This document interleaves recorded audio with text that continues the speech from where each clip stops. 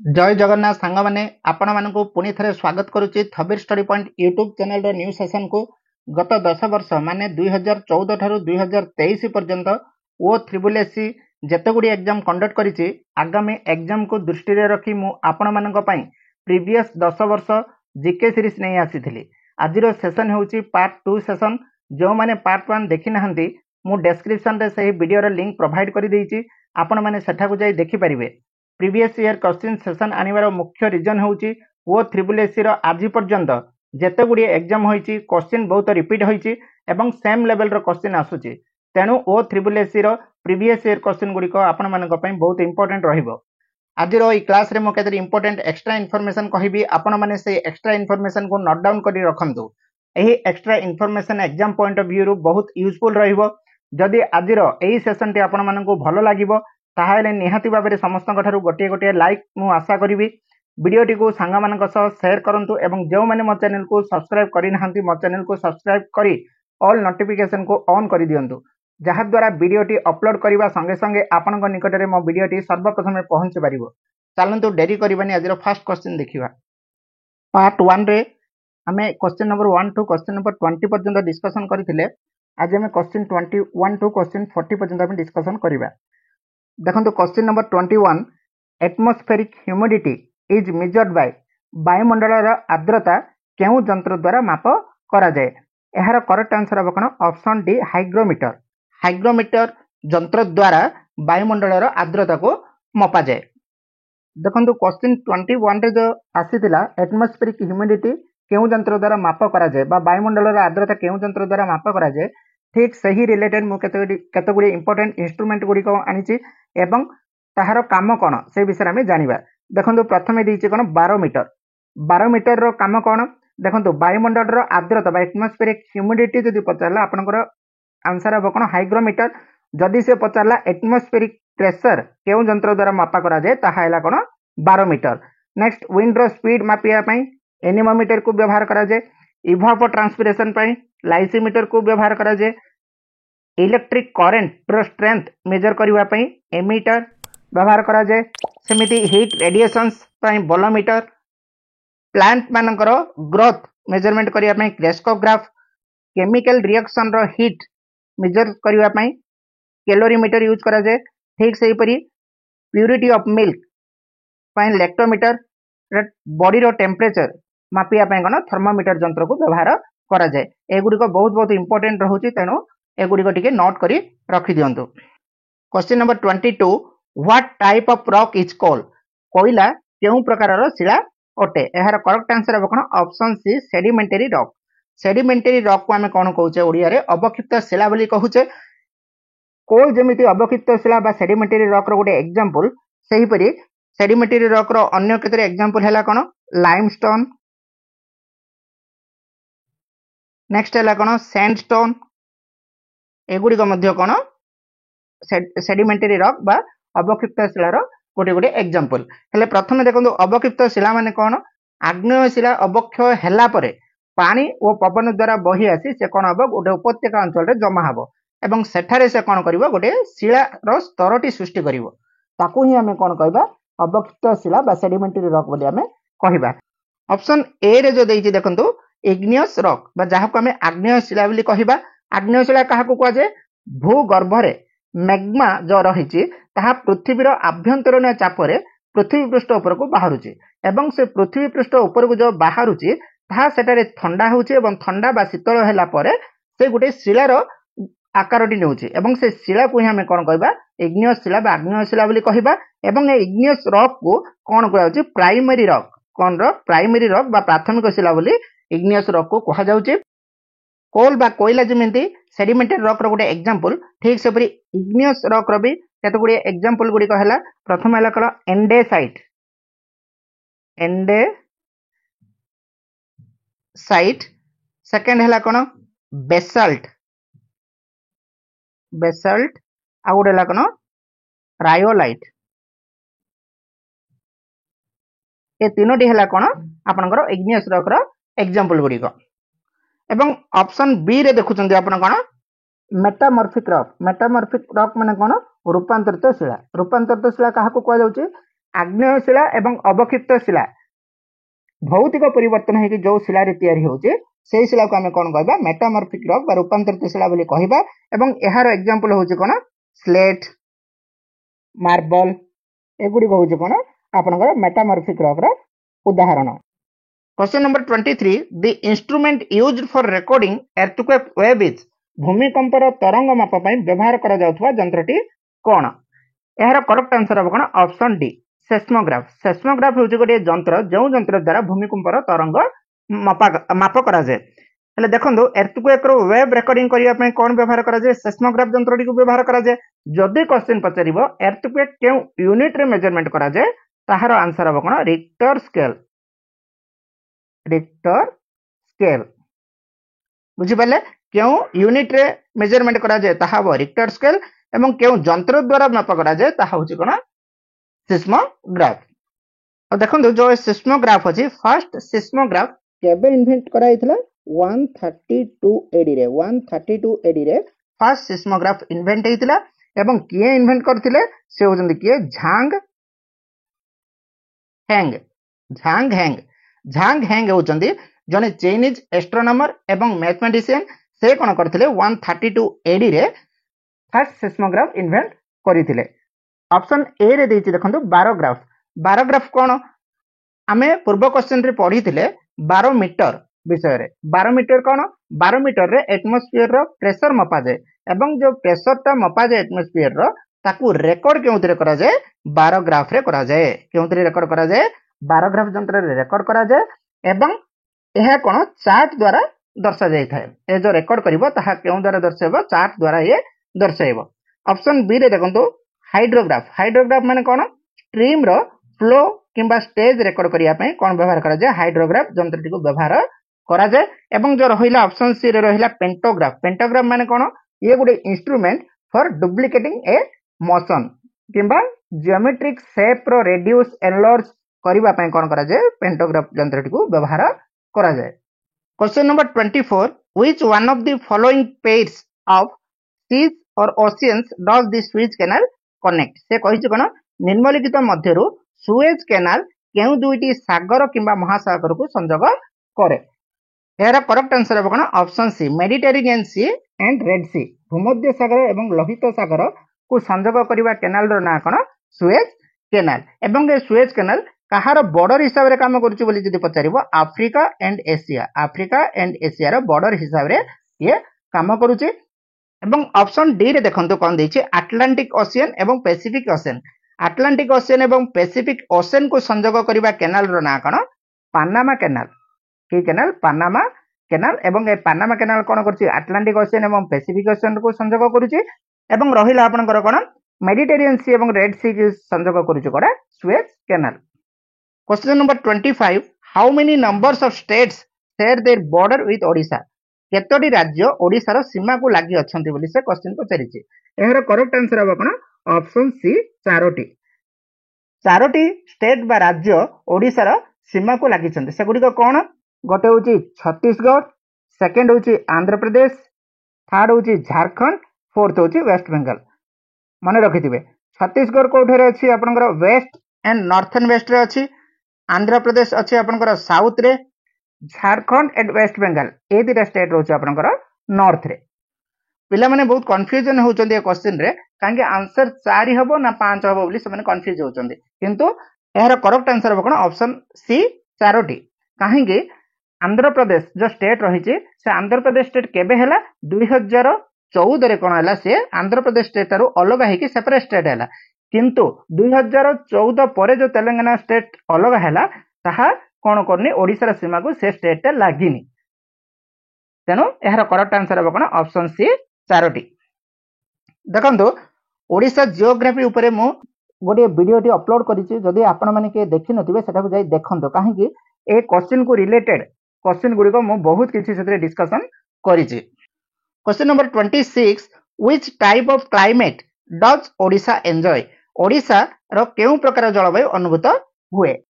Era correct answer हो कोन option A tropical. Tropical बा क्रांतीय जलवायु अनुभूत होछि कोडे ओडिसा रे।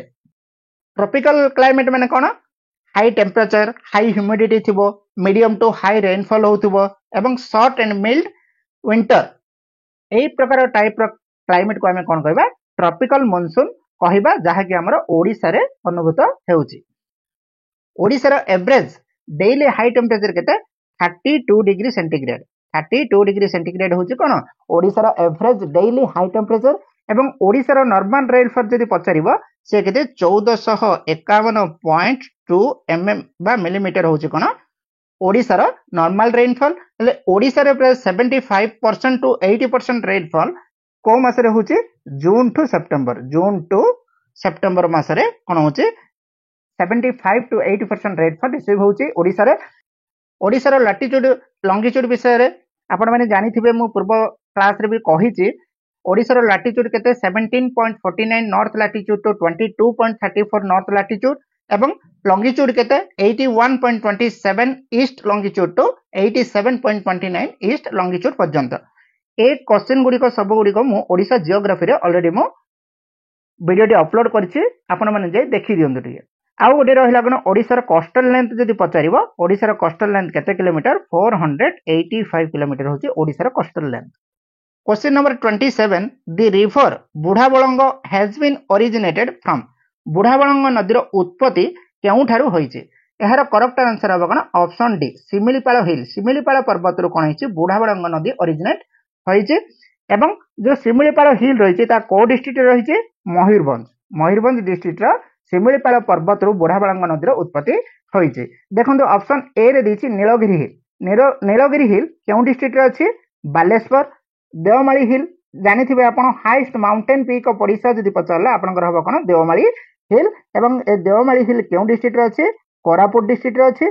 जदि देवमाली हिल रो जदि पचारिबो से हाइट केते मीटर हिसाब रे जदि पचारिबो 1672 बा 1672 मीटर जदि से फुट रे पचारिबो आपनकर हबो केते 5486 फुट होची एहार उच्चता कहार देवमाली पर्वतर जहा कि कोरापुट जिल्ला रे अवस्थित एवं ए होची कोन ओडिसा रो हाईएस्ट माउंटेन पीक। आ जदि से पचारिबो second highest mountain peak of Odisha किए से होची कोन महेंद्रगिरी जोड़ा कि गजपति जिल्ला रे अछि। गजपति जिल्ला रो महेंद्रगिरी होची second highest mountain peak of Odisha एवं एयर हाइट केते मीटर रे जदि पचारिबो 1501 मीटर जदि से फुट रे पचारिबो केते 4925 फुट। आ बुढ़ाबलंग जो नदीटी रही से बुढ़ाबलंग को कौन कहुच्छी ओल्ड बलंग बोलिक कह जाउची तार अन्य नाम कौन ओल्ड बलंग। देखंतु ओडिसा रिवर सिस्टम एवं डैम ऊपर मु गोटे वीडियो टी ऑलरेडी बनैछि सेथिरे कोन ओडिसा रे जते गुडी नदी गुडी का प्रभावित होछि ताहा ब्रीफली डिस्क्राइब करिछि थ्योरी विथ एमसीक्यू। तेणु आपण माने जो माने देखि नाहंती मोर प्लेलिस्ट को जाई टिके विजिट करि दियंतु नचेत मु एई वीडियो रो डिस्क्रिप्शन रे मु तार लिंक प्रोवाइड कर देबी सेठा को जाई जिबे आपण माने सेटा देखंतु। जेहेतु देखुचंती एगुडी को होछि आरआई 2021 रो क्वेश्चन गुडी को जोडा कि 2021 रे पडिथिला ए क्वेश्चन गुडी को। तेणु ओडिसा जियोग्राफी रिवर सिस्टम आगु को भी बहुत क्वेश्चन गुडी को अछि आपनकर टेंपल ऊपर गोरे गोरे वीडियो मु अपलोड करिछि जेहेतु से गोटे वीडियो रे आपण माने सब क्वेश्चन गुडी को आपण माने पाहि परिबे। क्वेश्चन नंबर 29 सिंधु नेत्र satellite has been successfully launched recently using which PSLV से कहि कोन सिंधु नेत्र उपग्रह केउ PSLV व्यवहार करी उत्क्षेपण करा जाय थिला एहार करेक्ट आंसर कोन ऑप्शन ए PSLV C51 होचे एक PSLV जहा द्वारा सिंधु नेत्र सैटेलाइट को लॉन्च करा जाय थिला। सिंधु नेत्र सैटेलाइट जहा कि इंडिया रो गोटे सैटेलाइट लॉन्च करा जायतिला से सैटेलाइट को किए लॉन्च करथिला ता होची कोन इसरो किए लॉन्च करथिला इसरो लॉन्च करथिला केउ ठारू लॉन्च करा जायतिला जदि आपन पचारिबो सतीश धवन स्पेस सेंटर रो लॉन्च करा जायतिला केबे लॉन्च करा जायतिला 28 फेब्रुआरी 2021 रे 28 फेब्रुआरी 2021 रे लॉन्च करा जायतिला केउ ठारे लॉन्च करा जायतिला सतीश धवन स्पेस सेंटर रो किए लॉन्च करथिला इसरो लॉन्च करथिला। जदि क्वेश्चन पचारिबो सतीश धवन स्पेस सेंटर केउ ठारे रहिछि आपनकर आंसर हबो कोन आंध्र प्रदेश रो श्रीहरिकोटा ठारे कोन अछि सतीश धवन स्पेस सेंटर रहिछि। जदि से क्वेश्चन पचारिबो PSLV रो फुल फॉर्म कोन पी रे होछि पोलार एस रे होची सैटेलाइट, एल रे होची लॉन्च एवं भी रे होची vehicle. Polar satellite launch vehicle होची पीएसएलवी रो फुल फॉर्म। देखो ये सिंधु नेत्र सैटेलाइट विषय जो आसीला क्वेश्चन ताहा होची कोन 2021 रे जो आपनकर आरआई एग्जाम हेतिला से एग्जाम रे क्वेश्चन टी आसीला, किंतु वर्तमान जेहेतु 2024 रे आपनकर एग्जाम होउची तेनु वर्तमान सिंधु नेत्र विषय पचारिबनी, वर्तमान काहा ऊपर पचारिबो चंद्रयान 3 ऊपर रिलेटेड क्वेश्चन गुडी को पचारि पारे। तेनु चंद्रयान 3 रिलेटेड क्वेश्चन गुडी को आपण माने प्रिपरेशन हेकी जानतु। एवं चंद्रयान 3 रिलेटेड क्वेश्चन मो ऑलरेडी गोटे वीडियो टी अपलोड करिचे, जो माने देखि नांती मोर प्लेलिस्ट विजिट करी आपण माने देखि परिबे। Question number 30, which type of mosquito when infected with the virus is the main cause for spreading dengue fever. से कहिছে कोन केउ प्रकार रो मशा जेतेबेले भूताणु द्वारा संक्रमित हुए ता डेंगू ज्वर प्रसार करिबारे सहाय्य करे। एहार करेक्ट आंसर हबो कोन option B Aedes. Option C रे देखंतु दिछि एनोफिलिस। एनोफिलिस मशा जदि कामुडिबो आपनकर कोन हबो मलेरिया। कोन हबो मलेरिया फीवर का द्वारा होछि एनोफिलिस मशा द्वारा। Question number 31, how many bones are there in an adult human body. से क्वेश्चन पचारि कोन जने वयस्क मनुष्यर शरीर रे केतोटी हाड़ रही थाए। गोटे अडल्ट ह्यूमन बॉडी रे रही थाए केतोटा हाड़? Option C 206टी। 206टी हाड़ जने वयस्क मनुष्य शरीर रे रही थाए। एवं जेतेबेले गोटे छोट शिशु जन्म होइताए बा न्यूबॉर्न बेबींकर केतोटी बोन्स थाए तांकर 300टी। 300टी कोर न्यूबॉर्न बेबी मानकर एवं 206टी हाड़ कार वयस्क मानकर बा अडल्ट पर्सन मानकर 206टी हाड़ रही थाए। Question number 32, light year is a unit of measurement of days. आलोक वर्ष, लाइट ईयर को माने कोन कहबा हमें आलोक वर्ष, ताहा कहार एकक माप पई उद्दिष्ट। एहार करेक्ट आंसर हबो कोन ऑप्शन बी स्टेलर डिस्टेंस, जाहा को हमें कहबा नक्षत्रिक दूरता। नक्षत्रिक दूरता एकक माप पई आलोक वर्ष उद्दिष्ट। ए रिलेटेड गोटे पॉइंट आपण मन रखितांतु 1 light year equal to 9.461 into 10 to power 15 metre. यह को कोन कहै छै 1 लाइट ईयर ले कहै जाउ छै। Question number 33, which of the following vitamins is considered helpful to keep eyes healthy. निम्नलिखित विटामिन मध्यरु केउटी आखि को सुस्थ रखिबारे सहाय्य करे। आखि को सुस्थ रखिबारे केउ विटामिन सहाय्य करछि? Option B vitamin A. Vitamin A कोन करछि आखि को सुस्थ रखिबारे सहाय्य करे। एवं जदि विटामिन ए अभाव रे केउ रोग होउछि अंधारा कणा बा जाको कहै छै नाइट ब्लाइंडनेस। एवं ऑप्शन ए रे देखुछन्ती विटामिन सी। विटामिन सी अभाव रे को रोग हुए? स्कर्वी। मन रखि दिबे स्कर्वी रोग होउछि विटामिन सी। नाइट ब्लाइंडनेस बा अंधारा कणा होउछि विटामिन ए। एवं ऑप्शन सी रे देखिछि विटामिन बी। विटामिन बी अभाव रे कोन होउछि बेरी एनीमिया ए सब गुडी को कोन होउछि आपनकर विटामिन बी अभाव रे रोग गुडी को होउछि। एवं ऑप्शन डी रे देखंतु कोन रहला विटामिन डी। विटामिन डी अभाव रे कोन होछि रिकेट्स रोग होछि विटामिन डी अभाव रे। बुझि परले? विटामिन सी अभाव रे स्कर्वी, विटामिन ए अभाव रे नाइट ब्लाइंडनेस, विटामिन बी अभाव रे बेरी एनीमिया एवं विटामिन डी अभाव रे कोन होछि रिकेट्स रोग गुडी को हेउछि। Question number 34, which of the following is not the ancient name of Odisha. निम्नलिखित मध्यरु केउडी ओडिसा रो पुरातन नाम नुहे। एहार करेक्ट आंसर हबो कोन? Option D Kosala. कलिंग, उत्कल, ओड्रदेश ए सब गुडी को होछि ओडिसा रो एंशिएंट नेम, किंतु कोसळ कोन ओडिसा रो एंशिएंट नेम नुहे। कोसळ को हमें कोन कहूचे? दक्षिण कोसळ बा को कोन हमें साउथ कोसळ बोली मध्य कहूछु। Recently Odisha history related series गोटे नहीं आसी एवं तार ऑलरेडी फर्स्ट पार्ट मु वीडियो टी अपलोड करिछि, जेउथिरे कि मु एंशिएंट ओडिशा रिलेटेड क्वेश्चन गुडी को एमसीक्यू एवं थ्योरी डिस्कशन करिछि। जो माने देखि नांती से माने भी मोर प्लेलिस्ट को विजिट करी आपण माने हिस्ट्री रा एंशिएंट पार्ट को देखि परिबे, जहा द्वारा कि सेथिरे कोन होछि ए रिलेटेड क्वेश्चन गुडी को मु सब अपलोड करिछि। Question number 35, the first satellite was launched by which country. से पचारछि कोन प्रथम उपग्रह केउ देश द्वारा उत्क्षेपण करा जाय थिला। द फर्स्ट सैटेलाइट जो कहिला से होछि कोन स्पुतनिक 1। कोन स्पुतनिक 1 होछि फर्स्ट सैटेलाइट, जहा कि गुटे आर्टिफिशियल सैटेलाइट कार अर्थ रो। जदि आपण मन को क्वेश्चन पळे आसला अर्थ रो फर्स्ट आर्टिफिशियल सैटेलाइट कोडा से होछि कोन स्पुतनिक 1। एवं एई सैटेलाइट कोन होइतिला लॉन्च करा जाइतिला को देश लॉन्च करितिला बोली पचारछि ए सैटेलाइट को के लॉन्च करथिला यूएसएसआर बा जहा को हम कहबा सोवियत रूस कोन करथिला फर्स्ट सैटेलाइट लॉन्च करितिला जहा कि स्पुतनिक 1 एवं केबे लॉन्च करितिला अक्टोबर 4 1957 रे 4 अक्टोबर 1957 रे एर्थ रो फर्स्ट आर्टिफिशियल सैटेलाइट जहा कि स्पुतनिक 1 ताहा सोवियत रूस कोन करथिला लॉन्च करिथिला।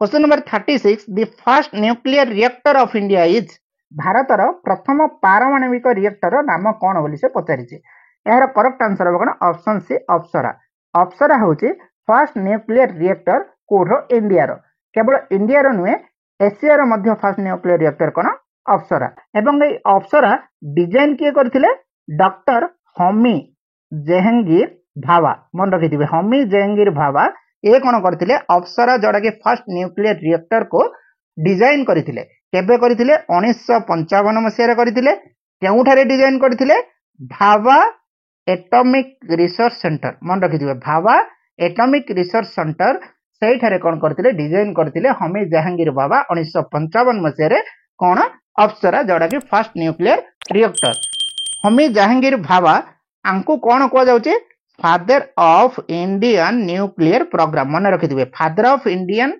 न्यूक्लियर प्रोग्राम कहा को को जाउचे डॉक्टर होमी जहांगीर भाभा को को जाउचे एवं अप्सरा न्यूक्लियर रिएक्टर इनॉग्रेशन के करथिले प्राइम मिनिस्टर पंडित जवाहरलाल नेहरू जे कि भारत रा प्रधानमंत्री थिले से कोन करथिले लॉन्च करथिले अप्सरा न्यूक्लियर रिएक्टर इनॉग्रेशन करथिले एवं केउ मसिया रे इनॉग्रेशन करथिले 20 जनवरी 1957 रे 20 जनवरी 1957 रे भारत रा प्रधानमंत्री Pandit Jawaharlal Nehru Apsara nuclear reactor inauguration करथिले देखंदु अप्सरा होछि कना first nuclear reactor of India जदि पचारला जदि से क्वेश्चन पचारिबो first atomic power station of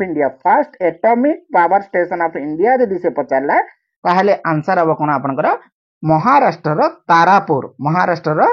Tarapur होछि कोन फर्स्ट एटॉमिक पावर स्टेशन ए होछि कोन first commercial power station of India जहा कमिशन केबे हितिला 28 अक्टोबर 1969 रे कोन हितिला first atomic power station of India रो महाराष्ट्र रो तारापुर टारे इनॉग्रेशन होइतिला एवं एई स्टेशन को के ऑपरेटेड करिछि एनपीसीआई माने कोन national power corporation of India first atomic power station of India को कोन करूछि ऑपरेट करूछि।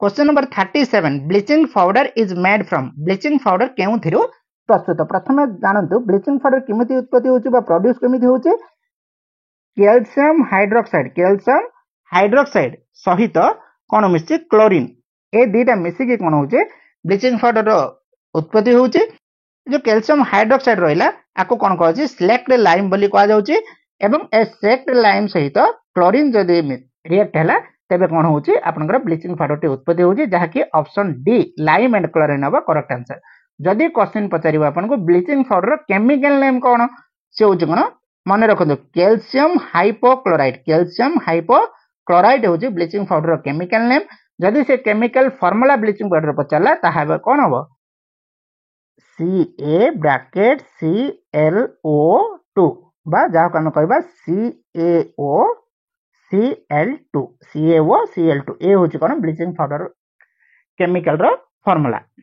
Question number 38 among the various allotropes of carbon which of the following is correct से पछे अंगार रो विभिन्न रूप जो रहिछि ए मध्यरु निम्नलिखित मध्यरु केउठी सेतरु ठीक बोली से पचारि जे एहार करेक्ट आंसर हो कोन option D diamond is the hardest graphite is the softest अंगार जो विभिन्न रूप होछि ताहा मध्य सेति मध्यरु कोन होबा ऑप्शन डी होबा करेक्ट आंसर जहा कि हीरा कठिनतम ग्राफाइट होछि नरमतम।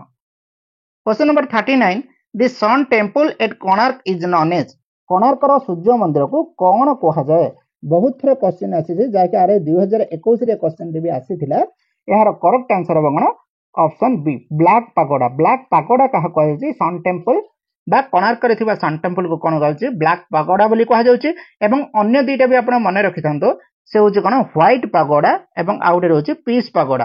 व्हाइट पगोडा कहा कहा जाउची पुरी रो जगन्नाथ टेम्पल को व्हाइट पगोडा कहा जाउची एवं पीस पगोडा कहा जाउची धौली रो शांति स्तूप को धौली रो शांति स्तूप को पीस पगोडा पुरी रो श्री जगन्नाथ टेम्पल को कोन कहा जाउची व्हाइट पगोडा बोली कहा जाउची एवं अन्य गुटे पॉइंट भी मन रखिथिबे गोल्डन ट्रायंगल ऑफ ओडिशा कहा कहा भुवनेश्वर कोणार्क पुरी भुवनेश्वर कोणार्क पुरी को गोल्डन ट्रायंगल बोली कहा जाउची।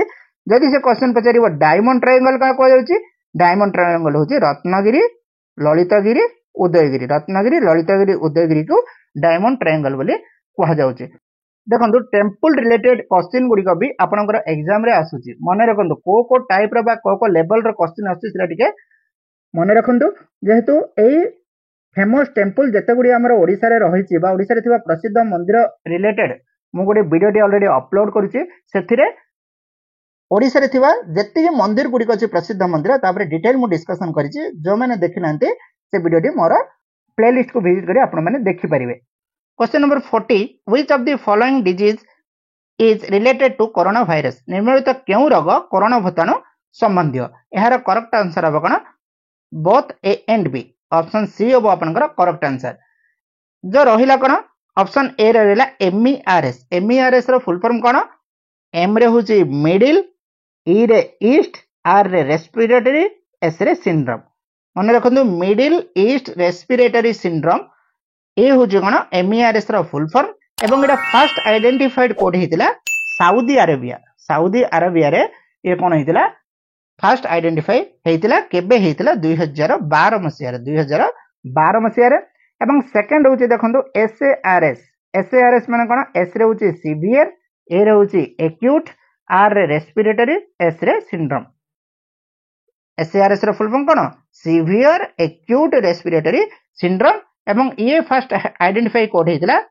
चाइना रे हेतिला एवं केबे हेतिला एटा 2003 मसिया रे फर्स्ट आइडेंटिफाई हेतिला एवं देखंतु आउडे रहला कोन कोरोना वायरस जा जोडा कि कोविड-19 कोरोना वायरस फर्स्ट रिपोर्ट केउडे हेतिला चीना रे हेतिला चाइना रो कोड हेतिला वुहान सिटी रे कोन हेतिला कोविड-19 वायरस फर्स्ट आइडेंटिफाई हेतिला एवं केबे आइडेंटिफाई हेतिला डिसेंबर 2019 रे एवं इंडिया रे कोविड-19 फर्स्ट केस इंडियन गवर्नमेंट केउ स्टेट को डिक्लेयर करथिले केरल रो गोटे पेशेंट आइडेंटिफाई हेतिले केरल स्टेट रो जहा कि केबे जनवरी 30 2020 रे कोन करथिले फर्स्ट इंडिया रे कोविड-19 पेशेंट को आइडेंटिफाई करा जायतिला के डिक्लेयर करथिले इंडियन गवर्नमेंट वो त्रिबुलेसी प्रीवियस 10 इयर्स जीके सीरीज